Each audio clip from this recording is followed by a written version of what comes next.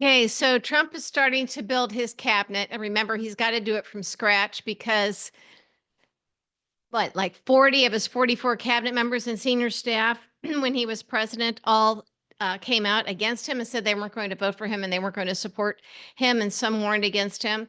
So he's starting from scratch. Only this crowd is now really dangerous, and we've got Elon Musk front and center, making the decisions, many of them. And something tells me that that sort of bro relationship with Trump is only going to last so long. And the fact that you've got Elon Musk posing in the Trump family picture tells me, well, we know he's an idiot, of course, in many ways, but he might just be throwing his weight around. And I'm thinking about this because we know that Putin plastered Melania's nude and softcore lesbian porn photos and the full frontal stuff on Russia Today TV, the state-run TV. And he did that after he got off the phone with Trump, when Trump was hinting that maybe we should end this war in Ukraine. And so I take this to mean that Putin was letting Trump know who's boss and that he's got more, if Trump really wants to cross him. So I'm kind of wondering if Elon Musk doing the same thing, if maybe this is his way of also throwing his weight around with Trump and saying, don't forget who's boss here, buddy. And we know that Elon Musk talks to Putin all the time. So, we've always known that Trump was a pawn of Putin's. It's not that, oh, they're close and they're allies. Putin owns him.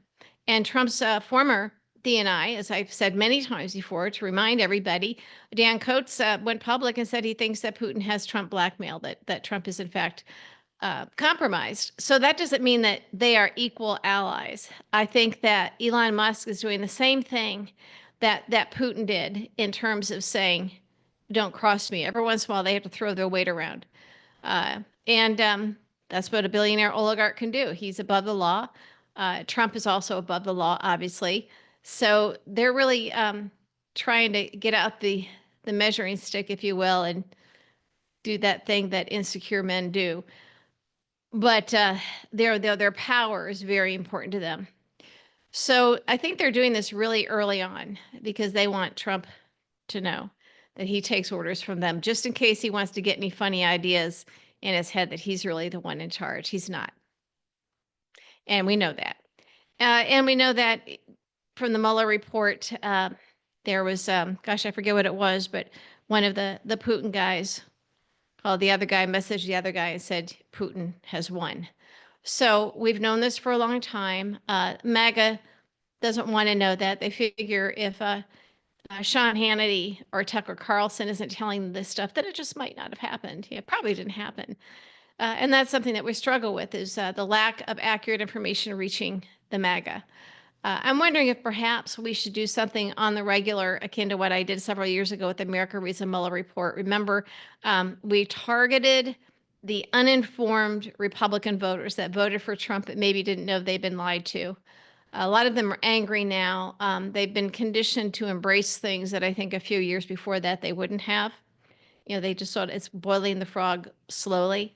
But if we have any hope of saving this country and having a future of a two-party system and having free and fair elections again, part of keeping a check on Trump is reaching the people who will be upset when they find out that they've been lied to, when they this is the face eating lepers. They're so surprised when it happens to them, but they're going to find out when these tariffs kick in and they are wiped out financially more than inflation ever could have done to them. And we know that, Joe Biden and Kamala Harris did not cause inflation, but they were resolving it, but it was happening slowly. It was inflation caused by greedflation, with the likes of the folks that like Donald Trump. And it was the pandemic, which of course was preventable, but Trump lied and played games and then was giving the testing machines to Putin. So there's a lot the MAGA don't know. They also think that if there was something there, that Merrick Garland would have done something about it, and he, of course, didn't. He's compromised. We have to accept that. There's just no sense in defending him again. And this isn't about, oh, but the people who defend him on Twitter, they have these little, they have such clever things that they're doing. And No, it doesn't. Please stop wanting to be entertained. Clever tweets and little, little media networks, and that's what got us in this trouble, guys. So, I think we have to still reach as many of these MAGA voters as possible. They got misinformation. We know that they supported Kamala Harris's policies, which makes sense. Some of them were similar to Joe Biden, and Joe Biden was like one of the best presidents in history, certainly in my lifetime, except for that Garland thing. And I think that he could ruin his legacy for what he does, or rather doesn't do, headed out the door here. We'll talk about that in a minute. But the policies of Kamala Harris and the Democrats were supported by Americans, but they didn't know that they were the Democrat and the Harris policies. But when polled on these, they liked them. So this was about Trump tearing down the personalities. Democrats needed to reach these people, do better. And I think you have to, the only way to fix it is accept what really, really happened. And you have to be honest about it. And have to put yourselves in the shoes of a voter. And I'm not saying, but it's what we have to make sure that everybody is full of love and compassion. Actually, no, that's not the role of politics. That's the role of people in their individual lives. And I do think that Democrats, we tried very hard to make them always understand the other people and to have compassion and to love and all that kind of stuff. Well, that doesn't work. You have to instead do the right thing and have policies that people can accept and want to accept.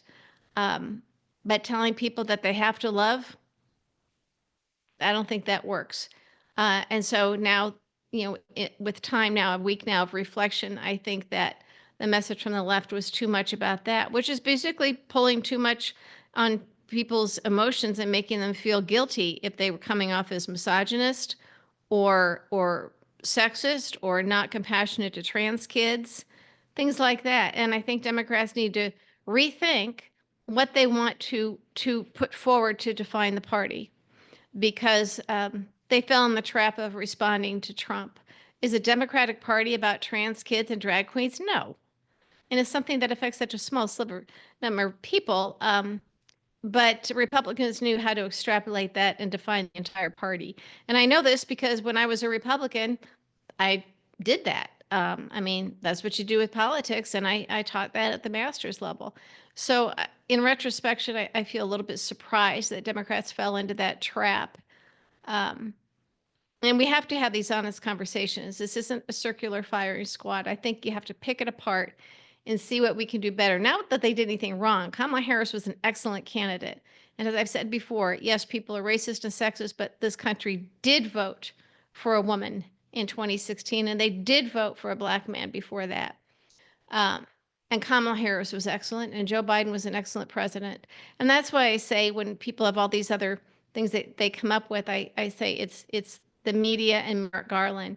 The media did not do their job. They were supposed to report on the issues. The media, yes, the campaigns are supposed to do it, but the media are the ones that are supposed to be reporting accurately on the economy. The economy, that's the Joe Biden and Kamala Harris economy. They didn't do that because most people think the economy sucks because all the media was reporting is that these people think the economy sucks. Trump says the economy sucks, and that matters.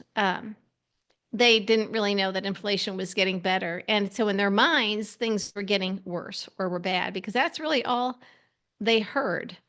And so the regular media, the mainstream media did not do their jobs. They are very much responsible for putting Trump in the White House yet again.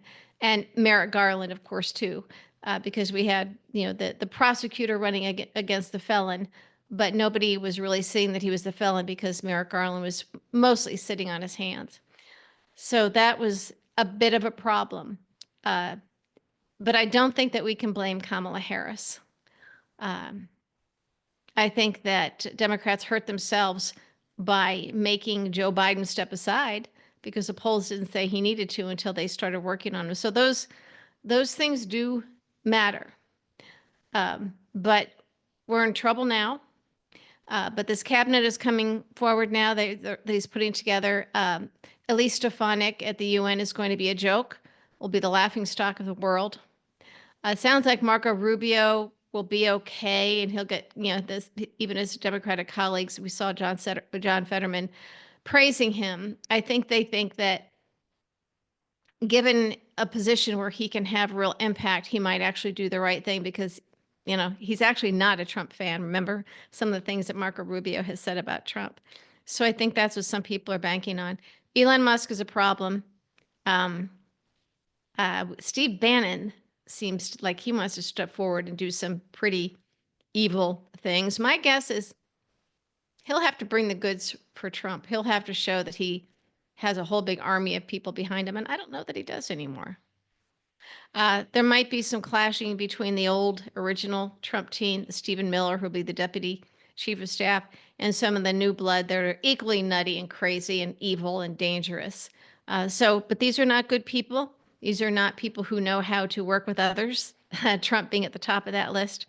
So expect clashes really early on. Uh, but we do, as Democrats, have to figure out a way to either work around the media and get different media podcasts. There might not be a Joe Rogan, there might be a number of people that pulled together equal a Joe Rogan. We don't need to use the same model that the Republicans do, but we do need to do something. And that's what I think we need to be working on. So I don't know if that's helpful or not, but these are just my musings a week later. And as somebody who's had to do this thing for a lot of decades, I'm just trying to give some honest feedback and trying to remove my own bias and be a little bit humble here.